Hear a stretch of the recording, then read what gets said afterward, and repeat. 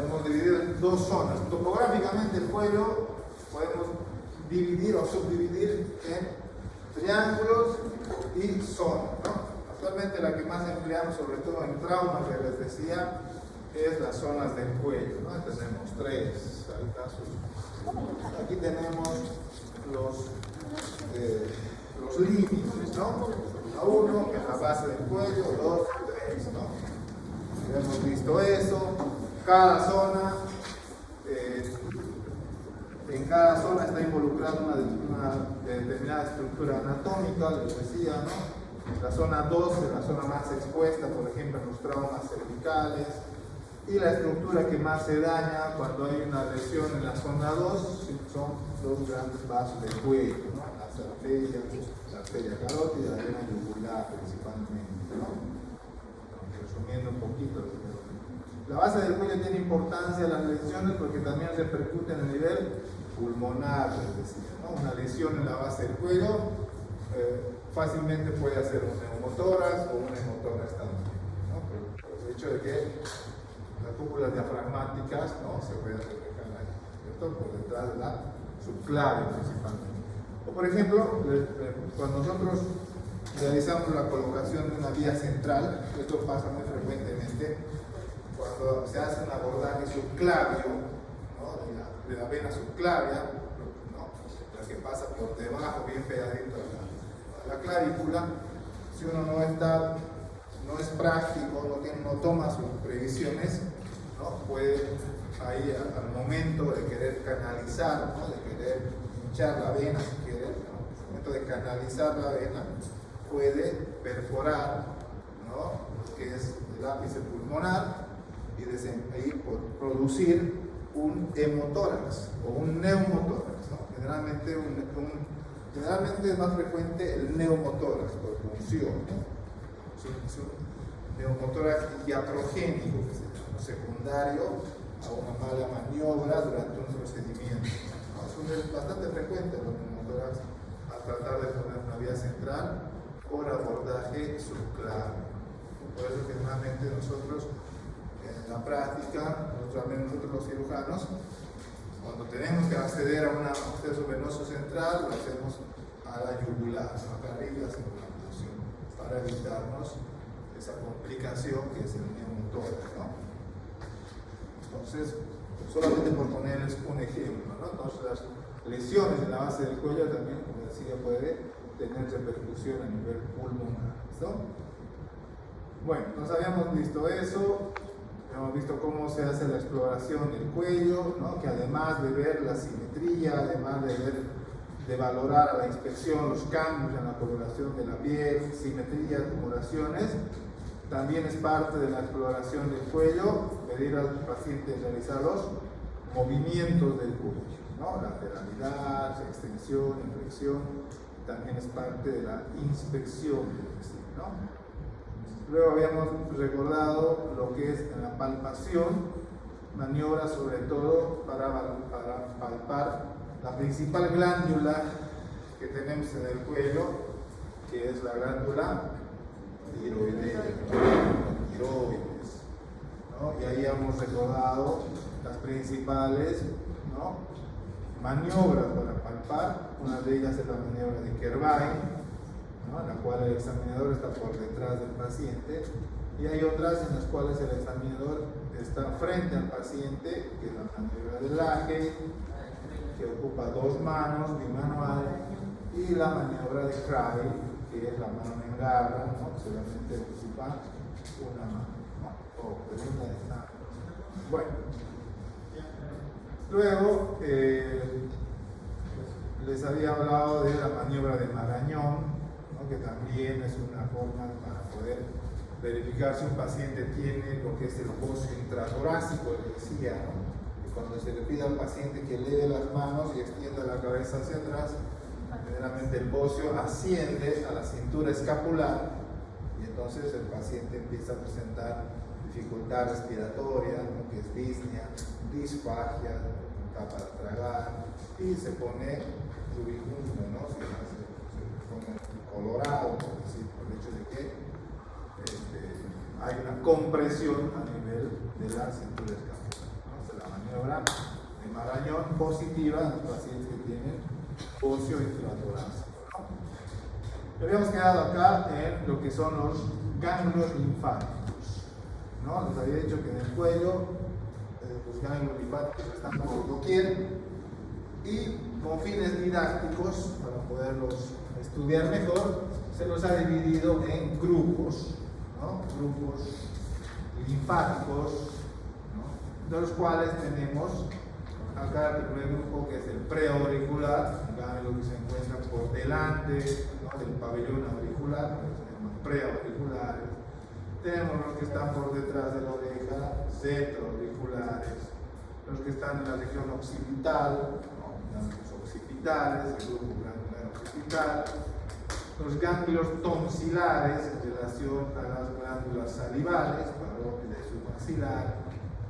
También al del submaxilar tiene su propio grupo ganglionar, ¿no? También hay un grupo submentoniano.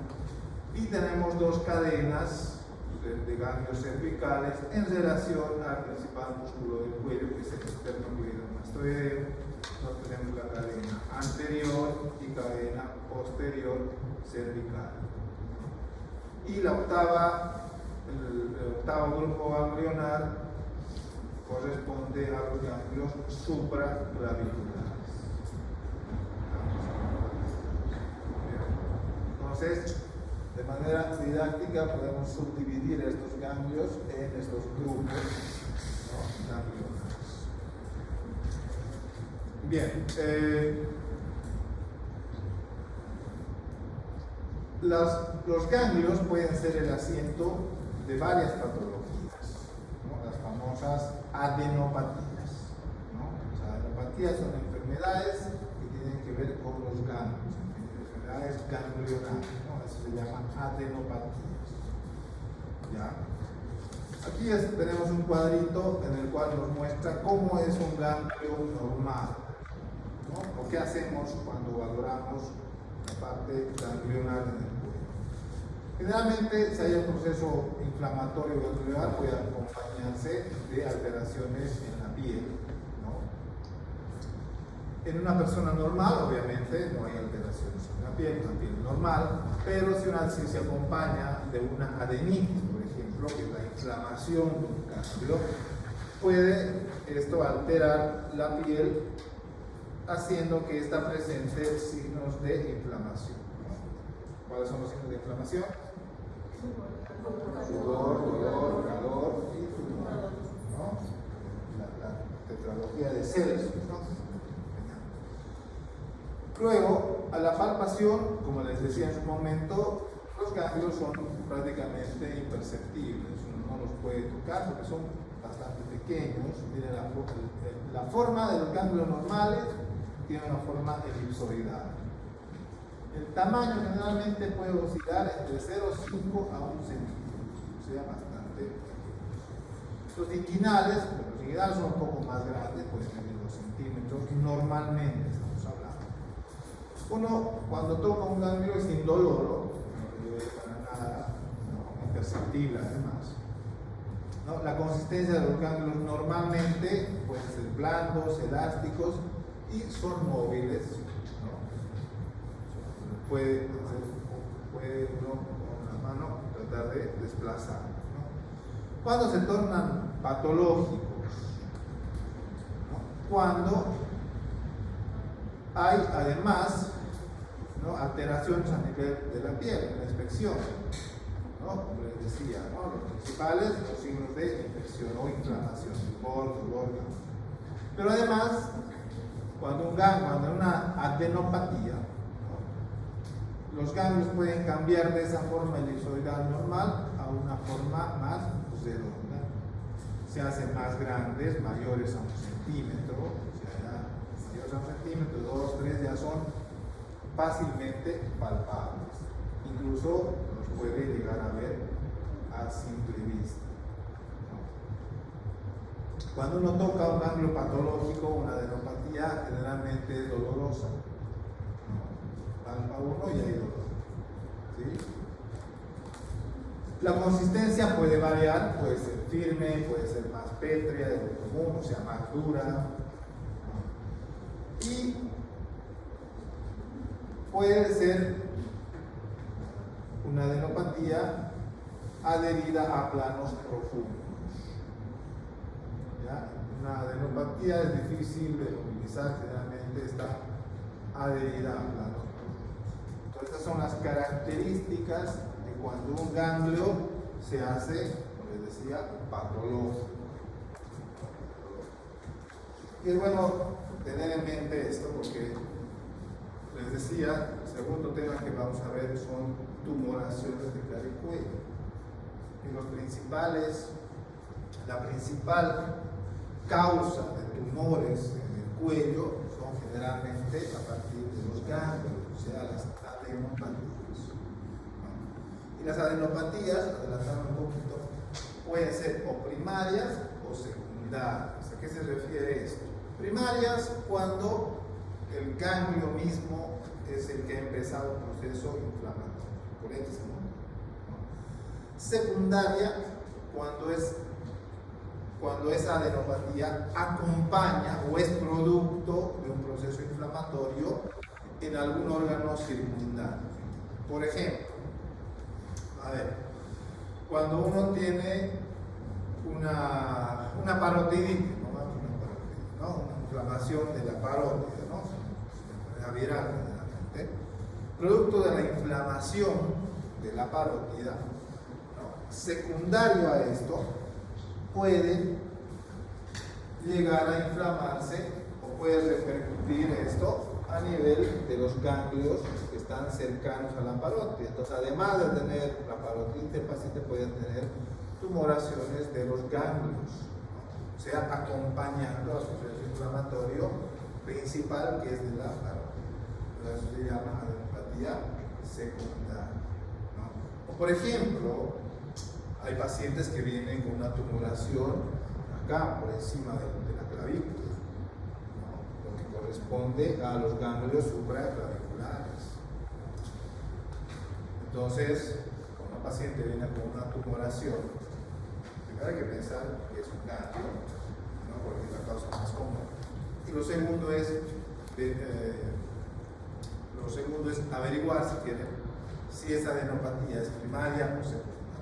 Generalmente son secundarias, ¿no? A procesos infecciosos o pueden ser también secundarios a procesos tumorales. Entonces, se ha visto que el cáncer de pulmón, por ejemplo, cáncer de pulmón, que es una enfermedad a veces silenciosa, puede debutar con adenopatías supraclaviculares. O sea, el paciente a veces va con su pulmón supraclavicular, y uno no asocia, busca la explicación en el cuello y no asocia a que esa tumoración del cuello pueda deberse a un proceso pulmonar. Entonces, les decía, las adenopatías pueden ser o procesos inflamatorios propios de las glándulas, de los ganglios, o secundarias a procesos infecciosos o tumorales en otras partes del cuerpo. Pueden ser circundantes, ¿no? Cercanos, o referidos de otros órganos. ¿Sí? ¿Me entiende? ¿Ya? Eso lo vamos a ver cuando veamos también tumores. ¿Ya? Bien. Entonces, aquí por ejemplo les pongo este cuadrito que es justamente lo que les decía, ¿no? Porque son las adenopatías secundarias. Miren ustedes, procesos infecciosos, por ejemplo, a nivel del lóbulo de la oreja, o las otitis, ¿no? Pueden acompañarse de adenopatías en la zona retroauricular, es decir, la agrupación retroauricular, ¿no? O infecciones a nivel del cuero cabelludo, ¿no? Pueden repercutir a nivel de los ganglios occipitales, abscesos dentales o las amigdalitis, ¿no? O tumores del piso de la boca pueden también repercutir como adenopatías a nivel del grupo submandibular, ¿no? Lo que son las metástasis, ¿no? Que es la diseminación de un tumor maligno, metástasis, ¿no? Pueden tomar las cadenas cervicales, que les decía, tenemos dos, anterior o posterior a lo que es el esternocleidomastoideo, ¿no? Pueden ser tumoraciones por procesos infecciosos crónicos también, ¿no? Como los pacientes portadores del virus de inmunodeficiencia humana, ¿no? El VIH, o lo que les decía hace un rato, ¿no? Los ganglios supraclaviculares, ¿no? Pueden ser por metástasis de tumores que vienen del tórax, o sea, cáncer pulmonar o cáncer de mama también, ¿no? Entonces, cuando tengamos un paciente con una tumoración en el cuello, les decía, primero hay que pensar que no sea un ganglio. Si es un ganglio, hay que ver si es primario o secundario, ¿sí? Bueno, lo siguiente es la exploración de las venas y arterias del cuello. ¿Cuáles son los principales vasos del cuello?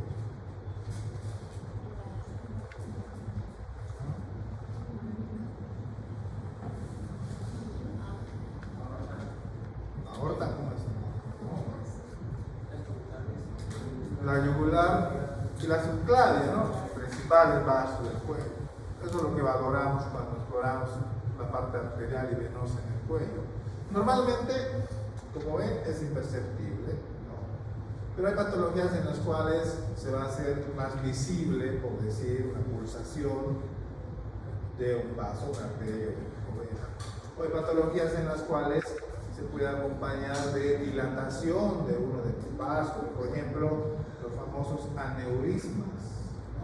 El aneurisma es una dilatación de la arteria principalmente, entonces la arteria se torna más aumentada de volumen, ¿no? O hay patologías venosas, por ejemplo, la incurgitación yugular, por ejemplo, en la cual la vena yugular, que normalmente es imperceptible en un cuello normal, ¿no? Pero se puede hacer visible cuando hay un proceso congestivo cardíaco, ¿no? En la insuficiencia cardíaca, por ejemplo, o en el taponamiento cardíaco, el retorno venoso se hace difícil y entonces la vena yugular empieza a notarse, ¿no? Hay una ingurgitación yugular que se dice, que es cuando podemos apreciar la vena que se dilata, se hace más tortuosa y es visible a simple vista, ¿no? Entonces, eso ya es patológico. Lo normal, como les decía, en el cuello es que la arteria y la vena pasen desapercibidas. Pero cuando vemos una arteria tortuosa o dilatada o pulsaciones, entonces ya tenemos que pensar en algo patológico, ¿sí? Es lo que dicen, ¿no? Y además de la inspección, realizamos palpación cuando justamente hay estas patologías que les dije, ¿no? Cuando hay un aneurisma, cuando vemos la arteria dilatada por detrás del esternocleidomastoideo, obviamente que vamos a complementar con una palpación. Entonces, la palpación, en todo caso, estaría o se realiza cuando tenemos un proceso patológico, ¿no? ¿Sí? Bien. Vamos a ver aquí, por ejemplo, miren, esto es lo que les decía, ¿no?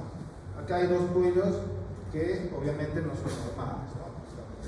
¿Qué les llama la atención acá, por ejemplo? Está demasiado dilatado lo que es la yugular. ¿Cómo? Si su paciente viene a la emergencia o a la consulta, qué sé yo, con este tipo de cuello, ¿cómo va a describir en su historia clínica? Cuando tenga un cuello, dos puntos. Asimétrico. Perfecto. Empezamos diciendo que es un cuello asimétrico. Bien. ¿Qué más? Asimétrico con aumento de volumen. Ya, aumento de volumen, podemos utilizar ese término. O tumoración, o abultamiento, ¿no? ¿En qué son? Zona 2. Ya, zona 2 puede ser, o podemos decir triángulo posterior, lo que se encuentra por detrás de él. ¿Qué músculo? Mastoideo. ¿No? Entonces ya íbamos utilizando lo que habíamos aprendido, ¿no? Los triángulos, la topografía, la zona 1, 2. ¿No? ¿Qué más tenemos que describir?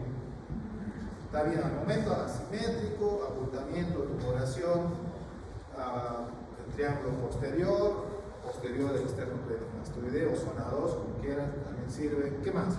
Compresión. Lado derecho. Ya, lado derecho también, perfecto, lado derecho. ¿Qué más? ¿Cómo describirías el cuello? ¿Qué más falta describir una flexión?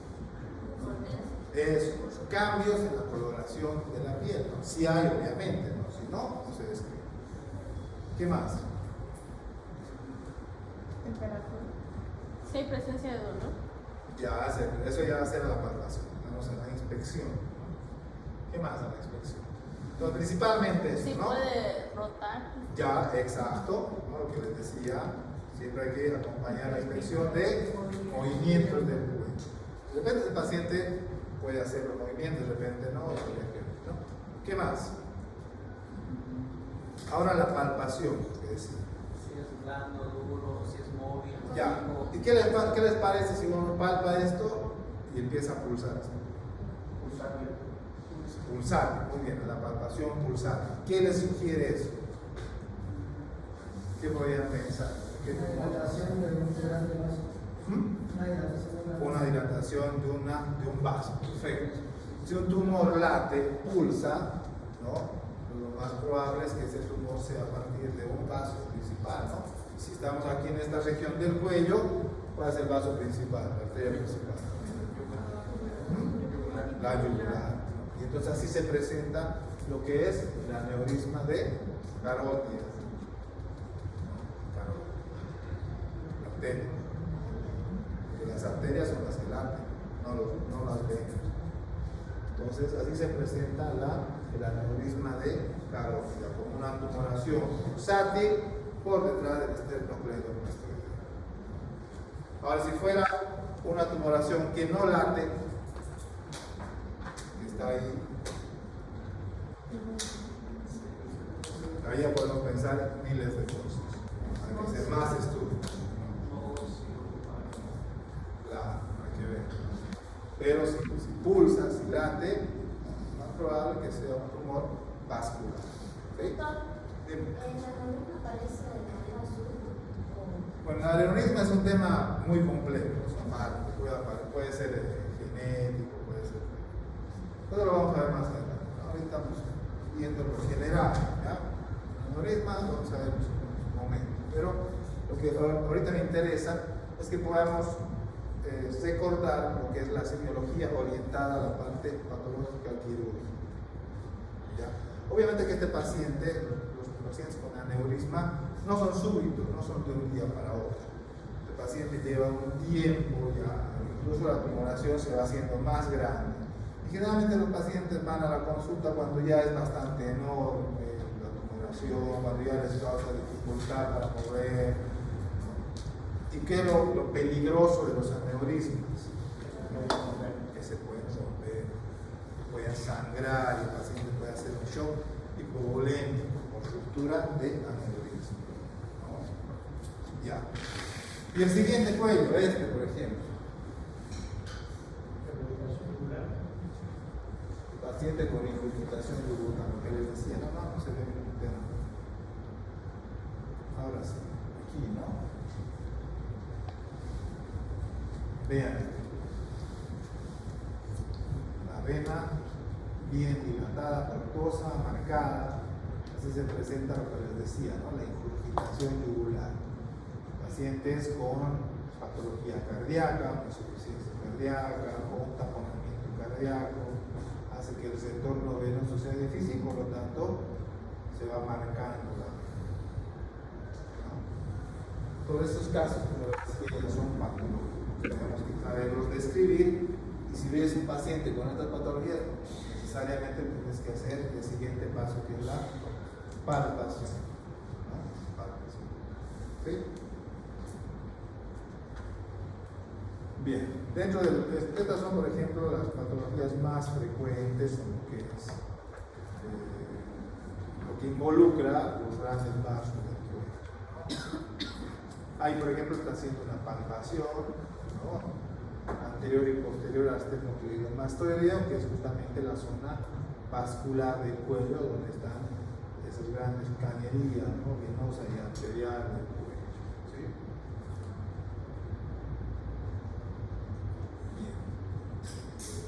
Lo mismo las arterias. Hay algunas patologías que reúnen algunos signos, síntomas, ¿no?, que han sido descritos. Por ejemplo, el síndrome de Claude-Bernard-Horner, que es un desorden del sistema nervioso simpático, en la cual el paciente se caracteriza porque tiene estas manifestaciones clínicas. Tosis, a ver, vamos a repasar un poco de terminología médica. ¿Qué es tosis? ¿Qué es tosis? Seguramente han llevado esa terminología. Tosis. Sí.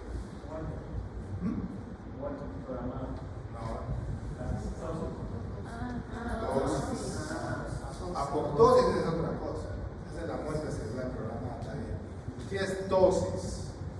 En realidad es tosis, la P no se pronuncia. Tosis. ¿Qué significa tosis? ¿Qué ven de distinto entre este párpado y este otro?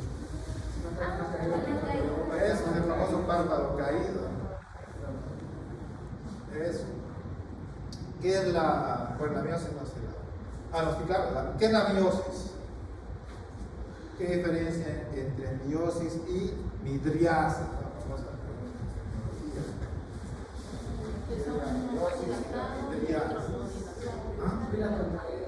ya, es la contracción pupilar, ¿no? La midriasis es lo contrario, la dilatación pupilar. ¿Qué es la enoftalmia? A ver, ¿qué es la enoftalmia? Cuando llevan patología tiroidea, vamos a ver lo contrario, que es la exoftalmia. Es paciente con ojos brotados, así como si se le vaya a salir, ¿no? Lo han visto al ministro al ex ministro, ¿no? Es un claro ejemplo de exoftalmia, por ejemplo. ¿Qué sería lo contrario? La enoftalmia. Que es la sensación de que el paciente tiene ojos hundidos. ¿Y qué será la anhidrosis? A ver, ¿qué es la anhidrosis? Doy un punto extra. diferentes tamaños en cada ojo. No. Desviación de los ojos. ¿Qué es la anhidrosis? Pensé que era algo. Va por ahí. La anhidrosis es la falta de sudoración del paciente. Un paciente que tiene piel seca, que no suda, eso se llama anhidrosis. Bueno, estos son signos que se presentan y están asociados en síndromes, ¿no? Hay otro, por ejemplo, el síndrome de Beaufort-Dupetit, que es midriasis. Miren cómo están las pupilas del paciente, ¿ven? Dilatado. Este sí presenta exoftalmia, ojos brotados, sensación de enfriamiento de la cara, neurosis, el síndrome de Beaufort-Dupetit. Simplemente para que lo conozcan,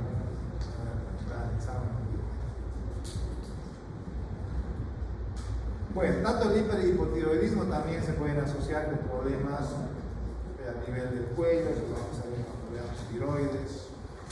Aquí, por ejemplo, viene este paciente, este es un reto. ¿Cómo vamos a describir este cuello? Asimétrico. Ya, asimétrico.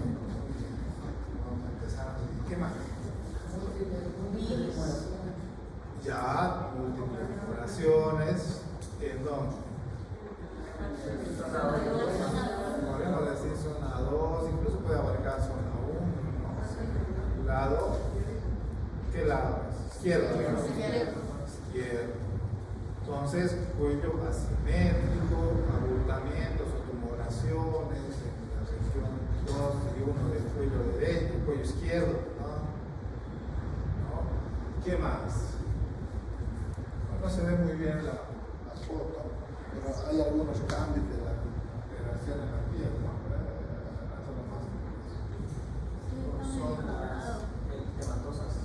Zonas eritematosas, se puede decir, a nivel de los abultamientos. ¿Qué más? ¿Qué les llama la atención? ¿Hay algo más ahí? Poco móvil, que no es muy móvil. Bueno, eso suponiendo, ¿no? Es unilateral. Obviamente que con esos tumores debe ser complicado hacer movimientos, el cuello sí. ¿Qué más aparte de eso? Es unilateral. Ya, ¿qué más? ¿Qué vendría a ser esto?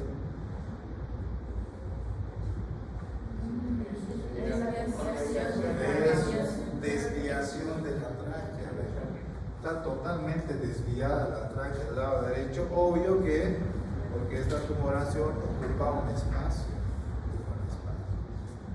Entonces, la descripción va a ir así, ¿no? Simétrico, presencia de tumoración de diferentes tamaños, bastante grotescos, si quieren, o llamativos, ¿no? Del lado izquierdo del cuello, zona 1 y 2, y además de desviación de la tráquea hacia el lado derecho. Así se debe describir en la esfera clínica. Parece sencillo, ¿no? Pero cuando llega al internado, lastimosamente, pero parece que se nos olvida todo.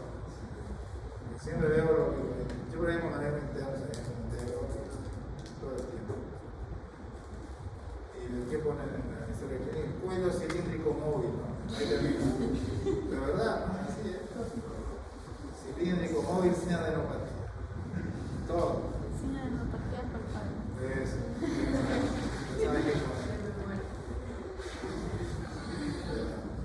Todos tenemos que saber describir, eso es el objetivo de recordar. Entonces, por ejemplo, es un paciente con una enfermedad que se llama tiroiditis de Hashimoto. Tiroiditis de Hashimoto es una enfermedad autoinmune que involucra la tiroides, ¿no? Esas tumoraciones que ven aquí, que ven ahí, son a partir de la glándula tiroidea. Es un trastorno autoinmune que hace que el paciente empiece a presentar tumoraciones y van creciendo de manera exorbitante, como ven aquí. A tal punto que desvían la tráquea, ¿no? Va a presentar signos de obstrucción en el paciente, obviamente, llega un momento en que no puede respirar, ¿no? Puede incluso obstruir la vía digestiva, ¿no? Entonces son enfermedades de la tiroides, que también lo vamos a ver cuando veamos el capítulo. Para recordar algunos conceptos que hayamos visto en la clase de adenopatía, les decía enfermedades que tienen que ver con los ganglios linfáticos, que no es lo mismo que adenomegalia, ¿no? Adenomegalia viene a ser simplemente el aumento anormal realmente del tamaño del ganglio linfático. ¿Cuánto es lo que mide el ganglio linfático?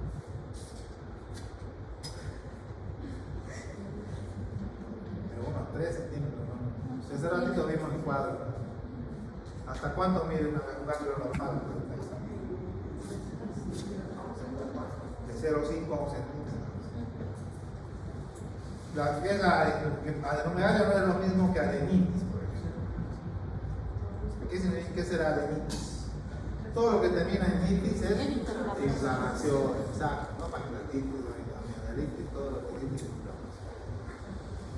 Bocio, el famoso bocio. Eso. El bocio no es más que el aplanamiento de la glándula tiroides, independientemente de que sea hiper o hipotiroidismo. Como saben, tiroides que un bocio puede acompañarse tanto de hiper como hipotiroidismo. Pero en general, bocio es cuando la glándula tiroides está grande, aumentada de volumen, está crecida. ¿Para cuánto mide la tiroides? Vamos a ver la práctica. La práctica, yo a veces les hago una ecografía de tiroidea a un voluntario. Odinofagia. Bueno, odino es dolor, ¿no? Dolor para tragar, para deglutir. Ya, hablando de la disfagia, también es dificultad para la deglución. Y en el acto de la deglución, por cierto, participan varios pares craneales, ¿no? A ver, ¿qué pares craneales participan en la deglución? El hipogloso. Hipogloso. El hipogloso. Ese vendría a ser el 12. El 12. ¿Seguros? Trigémino. Bueno, el orofaringio participa, sí. ¿Cuál más? El trigémino. ¿Por qué? Eso, porque mastica. Para deglutir hay que masticar. ¿Cuál más? ¿Quién es el encargado de mover la lengua?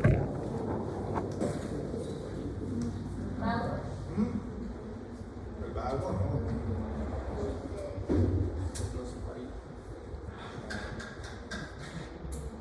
Hay un nervio que se llama hipogloso. ¿Ven? Que eso vamos a ver en la clase práctica. Pero hay que saber valorar el parte craneal.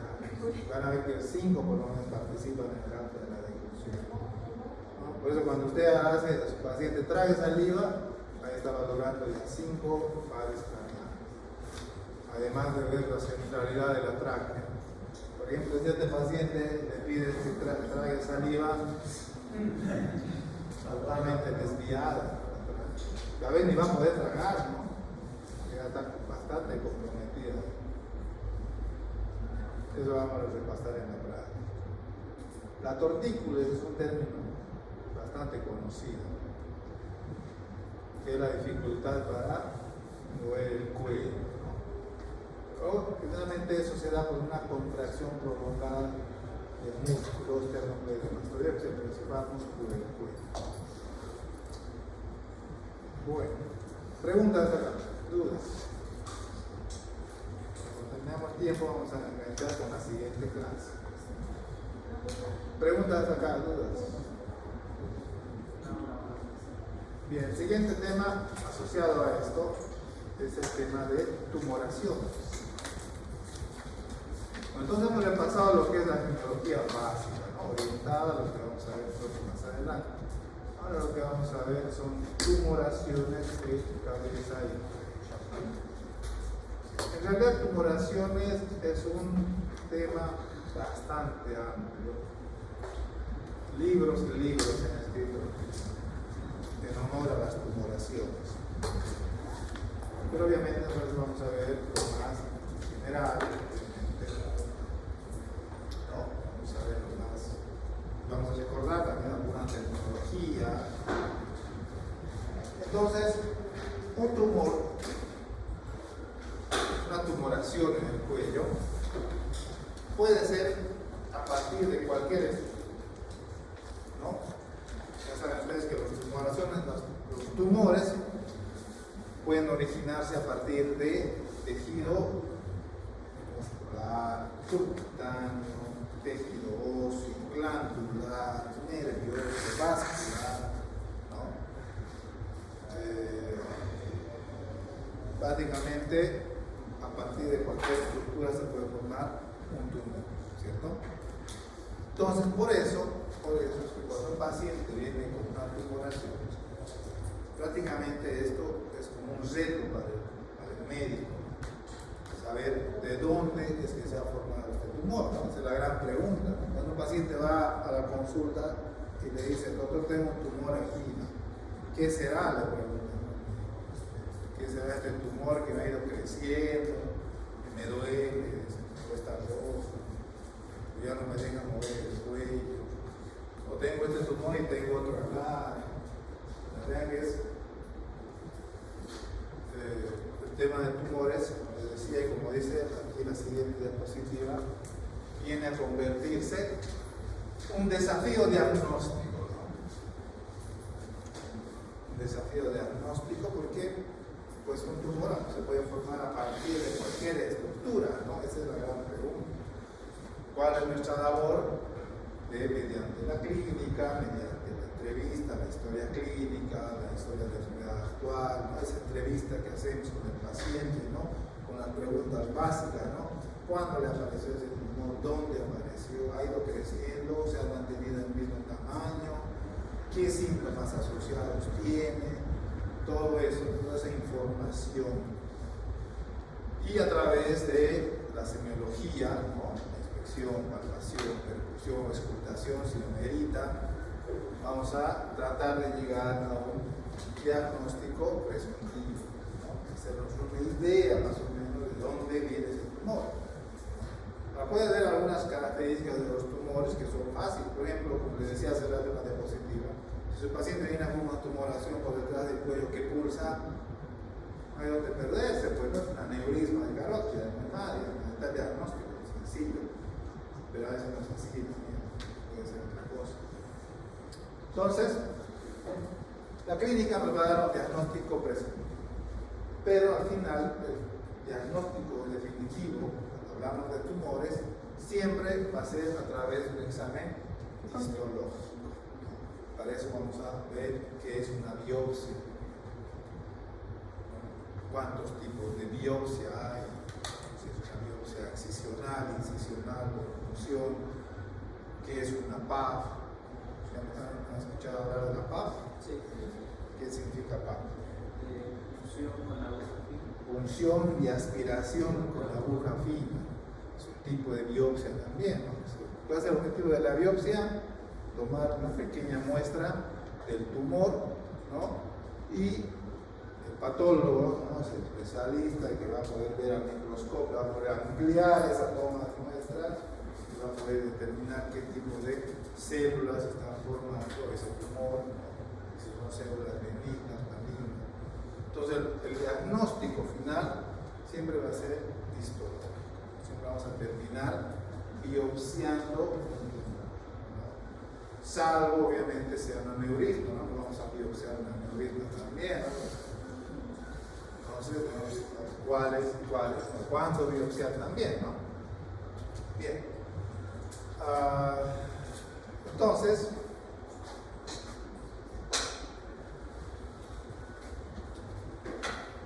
vamos a empezar, como les decía, haciendo una historia clínica detallada, ¿no? Indagando en la historia clínica actual, algunos datos que les decía, ¿no? Ubicación del tumor, ¿no? Preguntar sobre síntomas asociados, como fiebre, dolor, rubor, si el paciente viene con una tumoración que además tiene las letras de Celsius, obviamente que eso da a un diagnóstico de un absceso. Un absceso, ¿cuál es el tratamiento del absceso? Drenaje. Entonces, si el paciente viene con un tumor, ¿no? con los signos de inflamación o de infección, entonces es un absceso que tendrás que drenar, ¿no? Ahí está el tratamiento. Entonces, importante los síntomas asociados. El rango etario también, hay patologías tumorales que se presentan en los niños y otras en los adultos, ¿no?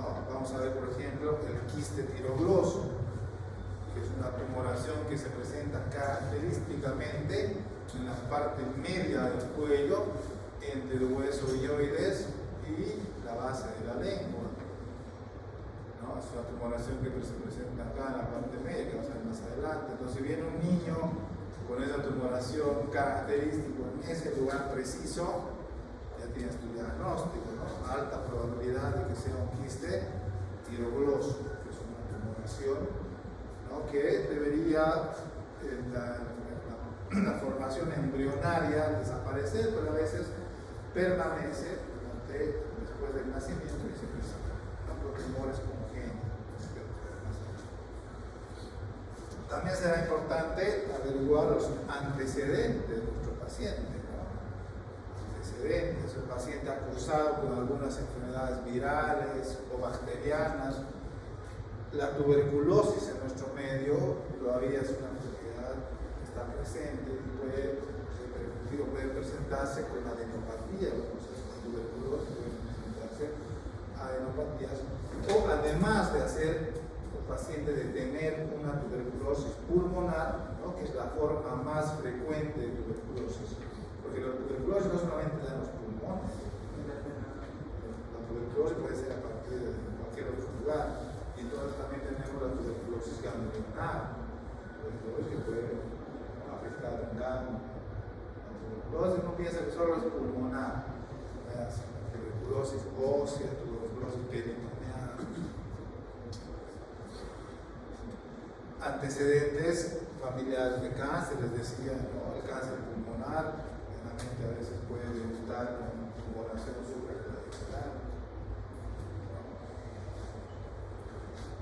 trauma, paciente con antecedente, a veces el paciente dice me he golpeado y ya apareció este tumor. Puede ser un hematoma, una colección de sangre producto del trauma, también un hematoma solamente una preparación. ¿No? Factores de riesgo, ¿qué se refiere a factores de riesgo? A patologías que ahora muy frecuente, más que todo están presentes, como la hipertensión arterial, la diabetes, ¿no? Siempre le suman un cierto riesgo a un paciente, ¿no? No es lo mismo tratar a un paciente que no tenga ninguna de esas enfermedades que un paciente que ya es medicado, que ya viene con otras patologías de base, siempre suma un riesgo. ¿Sí? Bien, eso en cuanto a la historia clínica. Y además, como les decía, hay que preguntar qué tiempo, el tiempo de evolución es importante, a partir de cuándo está ese tumor, ¿no? Si ha ido creciendo o ha ido disminuyendo en el tiempo, signos y síntomas asociados, ¿no? Antecedentes patológicos y no patológicos, todo lo que hemos aprendido a hacer en la historia clínica. Y al examen físico, pues ya hemos visto un poquito en la anterior clase, ¿no? Valorar, ¿no? Por ejemplo, a ver, sigamos haciendo el ejercicio, ¿cómo vamos a describir ese estudio?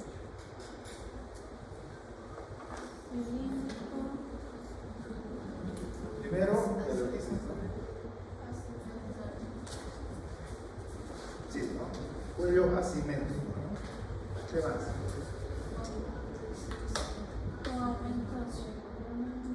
Aumento de volumen o abultamiento o tumoración.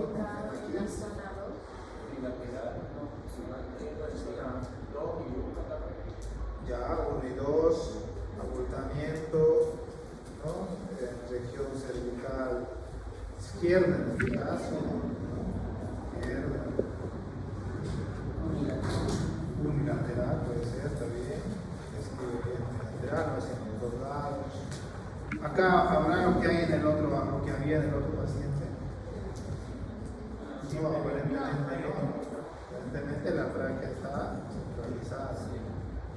Es un tumor más regular, el otro era bastante irregular, con peso, ¿no? Eso, ¿y qué más? Aparte, ¿qué más? Si tiene movimiento, muy bien. ¿Hay alteraciones en la piel? No hay. Entonces, todo eso tenemos que hacer el examen físico. Buscar asimetría, como dice ahí, signos de trauma, cambios en la coloración de la piel, hacer tragar al paciente para ver la centralidad de la tráquea, preguntar si hay cambios en la voz. ¿Por qué será importante eso? Ya, para ver si hay compresión o si hay invasión, porque hay tumores, los tumores pueden ser benignos o malignos, ¿no? Cuando hablamos de tumores en general, pueden ser tumores benignos o malignos, son las dos grandes familias. Los tumores malignos generalmente tienden a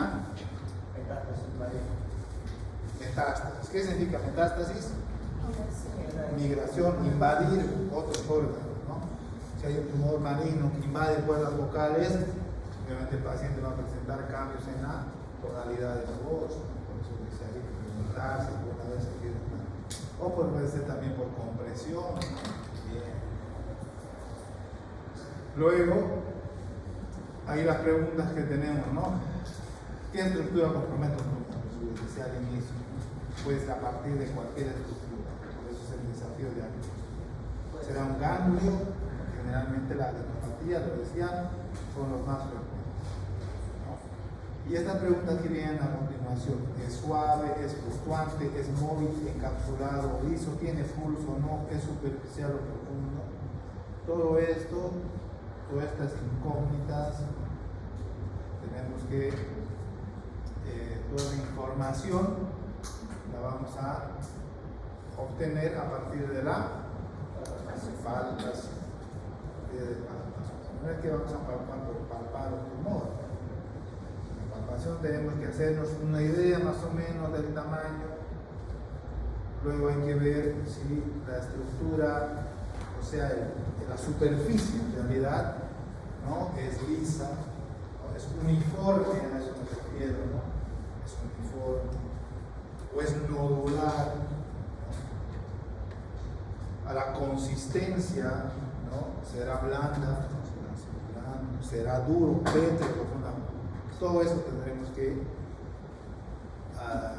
toda esa información tendremos que obtener a partir de la palpación. Si tiene pulso, natural que sea un tumor vascular. Si es superficial o profundo, ¿no? Si usted agarra ese tumor y lo puede desplazar, significa que es superficial. Pero si agarra el tumor y queda firme, ahí no lo puede, es profundo porque ya está invadiendo otras estructuras.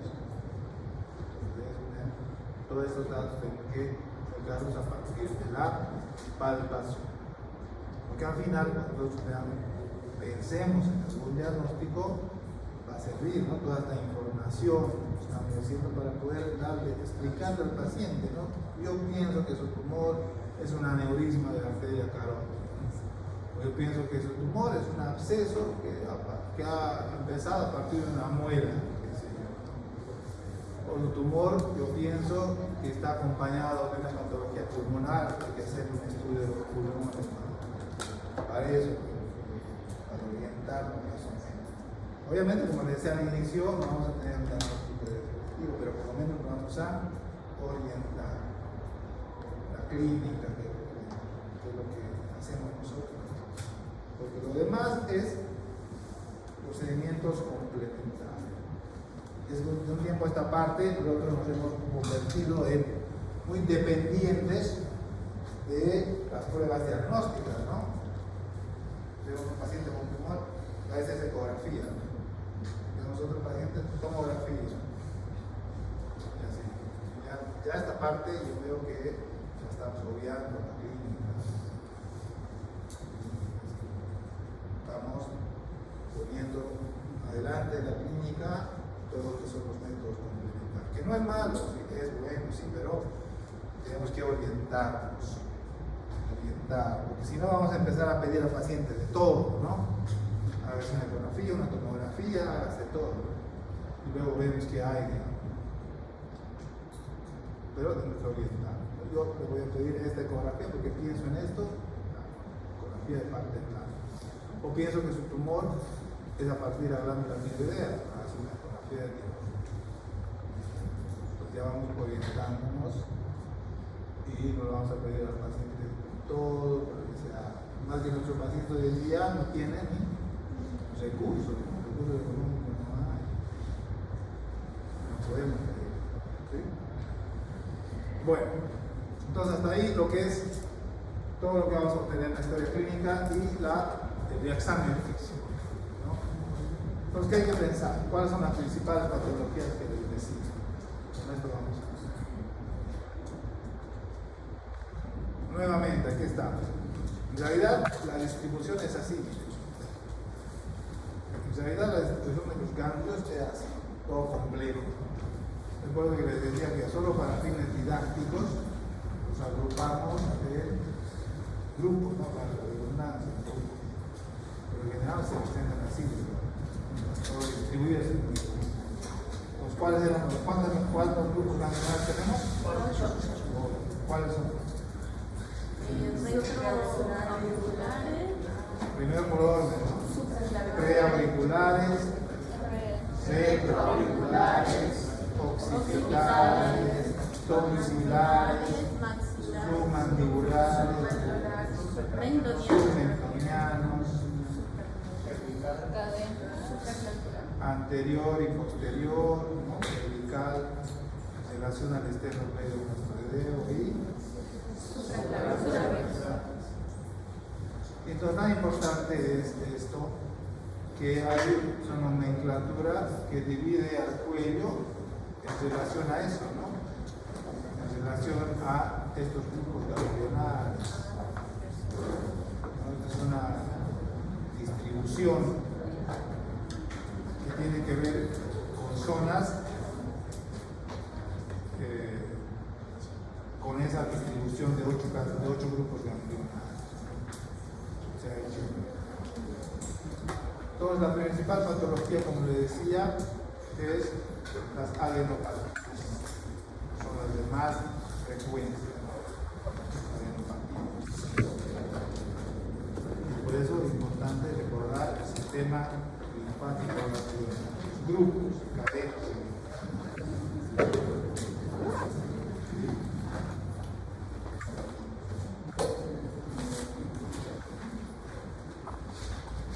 Entonces, el examen físico inicial tendrá que tomar en cuenta esas 8 cadenas relacionadas. Y la palpación también tendrá que ser en relación a eso, a buscar cualquier anormalidad en esos grupos ganglionares. Generalmente hacemos una palpación ordenada, ¿no? Preauricular, retroauricular, buscando alguna normalidad ahí, anterior y posterior a la y suprarrenal. Hacemos el examen físico de los ganglios linfáticos, en lugar de decir en práctica, valore las cadenas ganglionares del cuello, pero tendrá que hacer la palpación preauricular, retroauricular, occipital, submentoniana, y así. Eso es parte del examen físico de los grupos ganglionares. ¿Sí?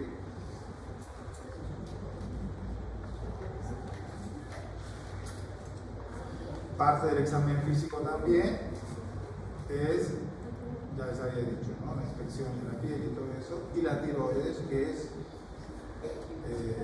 la palpación de la tiroides se la hace cuando, les decía, ¿cuándo palpamos la tiroides? Cuando es visible. Cuando es visible, vamos a palpar. ¿Cuáles son las maniobras? ¿Qué más? Maración, laje y cry. Cuando su paciente viene con su superbocio, hay que palpar, buscar nódulos,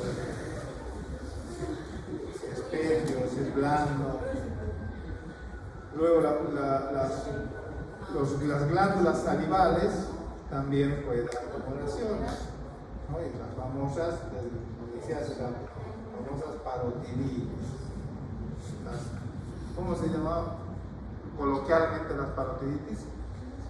Las paperas, las famosas paperas.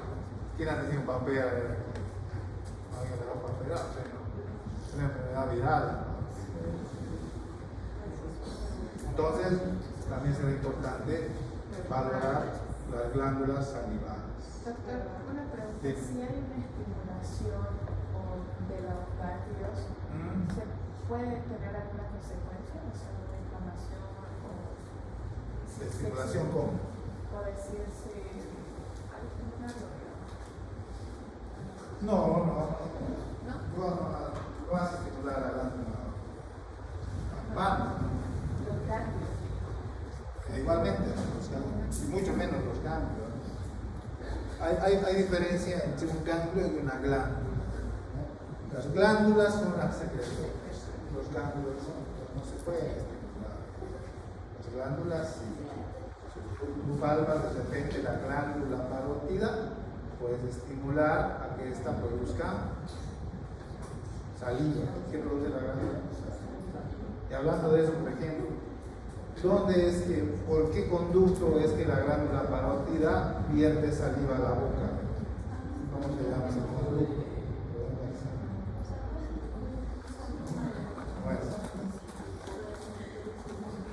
¿Cómo se llama el conducto por el cual la glándula parótida manda saliva a la boca? ¿Se han dado cuenta que cuando uno va a comer algo cítrico, estimula, ¿no? Bastante, secreta? A veces sale incluso un chorrito. Sí, ¿Cómo se llama ese conducto que transporta la saliva hasta la boca y se abre en el segundo molar superior? ¿No puede ahí? Conducto de Sten. Entonces la parotiditis también puede darse por obstrucción o bloqueo de este conducto, ¿no? Se puede bloquear el conducto de esteno y se inflama la glándula. No todas las glándulas de las parotiditis son virales, también puede ser por causa. ¿Cómo valoramos el glándula en el conducto del esteno? Como decía, siempre se abre a nivel del segundo molar superior. Ahí lo puede valorar. Y además, los tumores pueden darse también en la cavidad oral. Por eso también será importante, si el paciente viene con tumoración en la cavidad oral, tenemos que realizar una exploración de la cavidad oral, ¿no? Viendo cómo están los labios, la dentadura, el paladar blando, el paladar duro, cómo está la úvula. Puede haber tumores que desplacen la úvula debe estar arreglada, ¿no? O por ejemplo, la famosa tumoración del suelo de la boca. ¿Han escuchado hablar de lo que es la patología que se llama la angina de Ludwig? La angina de Ludwig se presenta justamente como una tumoración en el piso de la boca, aquí debajo de la lengua, ¿no? Es una tumoración generalmente de origen infeccioso. Hay mucha gente que a veces no se trata en su debido momento las caries, ¿no? Las caries dentales, y a partir de eso empieza un proceso infeccioso que se va, como es por gravedad, ¿no? Ese tejido, esa inflamación, ¿no? Ese líquido inflamatorio dentario desde su inicio se va acumulando en el suelo de la boca. Y conforme pasa el tiempo, esa inflamación se torna infecciosa. Ese líquido inflamatorio que en algún momento es estéril por contigüidad. Ustedes saben que la boca tiene miles de bacterias, ¿no? Entonces el líquido que en un momento era estéril se contamina por contigüidad y empieza un proceso infeccioso. Eso se llama angina de Ludwig. Entonces el paciente viene con su tumoración que a veces le llega hasta acá, viene rojo, con calor local, paciente con fiebre, ¿no? Dificultad para abrir la boca, incluso con oblea. Entonces la angina de Ludwig viene a ser un absceso complejo en el piso de la boca. Y a veces no se le da el tratamiento adecuado y del absceso de esa infección que está en el piso de la boca pasa a otra patología que se llama mediastinitis. También lo vamos a ver en la parte última de este semestre. La mediastinitis es una de las... La mediastinitis es la inflamación del mediastino. Pero ¿cómo puede llegar una infección de la boca hasta el mediastino? ¿Sabes dónde está el mediastino? El mediastino está en la parte central del tórax. ¿Qué pasa en ese? ¿Por qué una infección puede llegar desde la boca hasta el tórax? Yo he visto pacientes que llegan a ese punto de tener una mediastinitis. Y la mediastinitis, le digo, es lo más grave que puede pasar a un paciente. Generalmente todos los tipos de 5 que tienen mediastinitis, 4 se mueren. ¿Por qué? Porque hay personas, vamos a ver que hay espacios, se llaman, en el cuello, ¿no? Que nacen aquí en el cuello, en la boca, y se extienden pasando por el cuello hasta el tórax. Tenemos el espacio retrofaríngeo, laterotraqueal, son espacios que se extienden desde el cuello hasta el tórax. Entonces hay una infección, también la infección camina por estos espacios y llega hasta el tórax. Y ahí es difícil, es una alta mortalidad, es una patología que es de difícil manejo, porque ya cuando la infección está en el mediastino mismo, pues es muy difícil drenarlo, ¿no? Hay que entrar a la cavidad torácica, imagínense, es muy complejo, ¿no? ¿Y todo por qué? Por no hacerse tratar las muelas en su momento, ¿no? Ahí anestesia todo. ¿Ya? Bueno, vamos a quedar acá. ¿Sí?